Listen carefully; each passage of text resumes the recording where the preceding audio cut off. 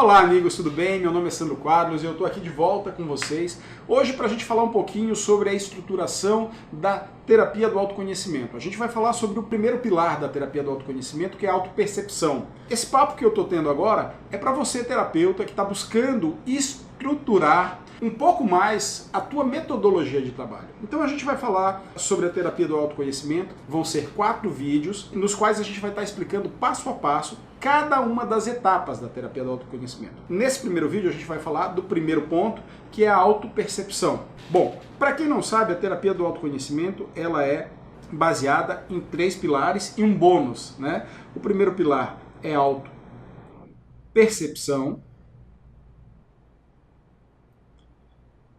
O segundo pilar é autoconhecimento. O terceiro pilar, autorrealização. Ou autotransformação, autocura, enfim. O termo que se adequar melhor para aquilo que a gente está trabalhando. E o bônus é o quê? A parte não menos importante, a cereja do bolo, é a retribuição. Ou seja, depois que eu caminhei nesses 4 pilares aqui, o que eu vou retribuir? O que eu vou devolver para a sociedade? No que eu me transformei? O que eu vou agregar? Bom, hoje a gente vai falar sobre o primeiro tópico, que é a autopercepção. Como a gente estrutura isso dentro do conceito da terapia do autoconhecimento? É importante que a gente saiba, primeiro, a terapia do autoconhecimento ela não é baseada em PNL, hipnose, gestalt terapia, psicologia positiva. Não, ela engloba de tudo um pouco. Por quê? Porque o foco da terapia do autoconhecimento é levar o indivíduo a se autoperceber, a se autoconhecer e a se autotransformar, usando as ferramentas que forem necessárias para auxiliar o sujeito no momento em que ele está. Então, a ideia não é chegar com uma fórmula pronta. Tanto que o protocolo da terapia do autoconhecimento, ele tem uma padronização de 12 sessões, porém, o que tem dentro dessas sessões é feito sob medida para o sujeito, para o momento que o sujeito está. O que eu trabalho na terapia do autoconhecimento com o João, eu não trabalho com Maria. Tá? Porque Maria é diferente de João, isso é importante. E esse conceito é o conceito que todo terapeuta devia ter na cabeça. Não dá para pegar uma técnica e aplicar essa técnica para todo mundo indefinidamente. Vamos falar sobre autopercepção. Na terapia do autoconhecimento, as primeiras 3 sessões, incluindo a sessão de anamnese, são sessões focadas em levar o sujeito a se autoperceber. Nesse aspecto aqui, o que a gente trabalha muito? Primeiro, a própria anamnese, ela é feita em cima de metamodelagem. Por quê? Porque a metamodelagem faz com que o sujeito passe a se observar, a se ouvir, a entender o que ele está falando, porque muitas vezes o sujeito está expressando um adoecimento, mas ele mesmo não percebe o que aquilo está dentro dele. Ou muitas vezes ele está expressando uma dificuldade em realizar alguma coisa na vida e ele não está percebendo que ele já traz embutido a resposta. Num segundo momento, dentro da terapia do autoconhecimento, a questão da autopercepção, nós aplicamos um inventário chamado Inventário de Condutas Dominantes. Ou seja, dentro desse inventário, chamado de Inventário de Condutas Dominantes, nós temos uma série de perguntas que servem para que o sujeito, primeiro, assuma o compromisso de fazer a terapia. Por quê? A condução da terapia ela é conjunta, mas a realização das atividades práticas no dia a dia, a terapia em si, ela acontece a partir do momento que o sujeito sai da sala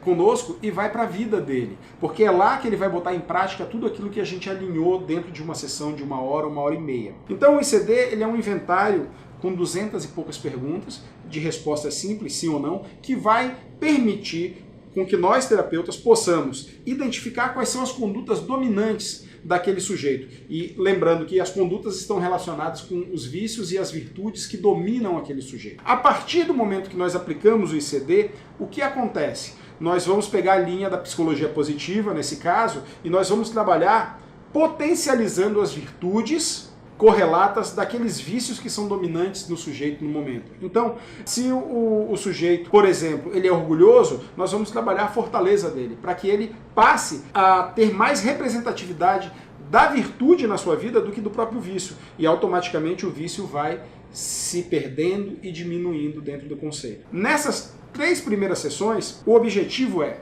fazer com que o sujeito perceba em si aquilo que muitas vezes ele percebe externamente, para que ele entenda que da mesma forma que ele tem em si a percepção, ele tem a solução para mudar essa percepção. Porque a partir do momento em que ele para de olhar para fora, para de ver o outro como referência, para de perceber o outro e percebe dentro de si mesmo, ele está empoderado.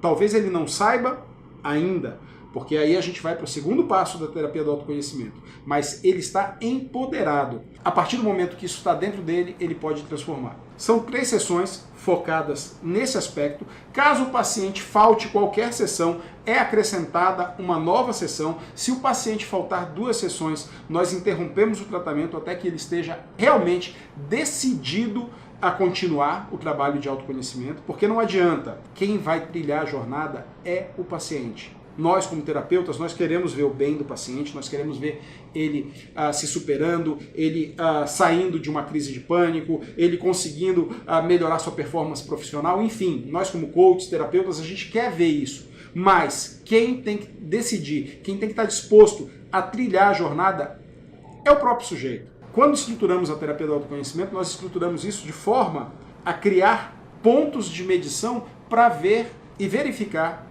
o empenho do sujeito em seguir ou não as mudanças que lhe são necessárias, porque, afinal de contas, foi ele que nos procurou para mudar algo. E se ele nos procurou para mudar algo, é sinal de que algo não está bem e que ele não tem condições o suficiente de fazer aquela mudança sozinho ainda. A pretensão da terapia do autoconhecimento é que após um ciclo de terapia do autoconhecimento, seja ele para um assunto profissional, seja ele para uma psicopatologia, é que depois desse ciclo o sujeito tenha autonomia para fazer as mudanças necessárias em todos os aspectos da sua vida. Não estamos falando de uma terapia que é algo simples e focado na solução de uma situação. Estamos falando de uma reestruturação de pensamento, uma reestruturação do próprio sujeito, levando o sujeito para o centro de si mesmo, para que a partir daí ele possa proceder todas as mudanças que ele queira proceder na sua própria vida. Por quê? Porque a partir do momento que ele entende que o autoconhecimento é a chave para tudo, ele está no centro e ele tem condições de mudar. Ok? Um beijo enorme no coração e nos vemos no próximo vídeo falando sobre autoconhecimento.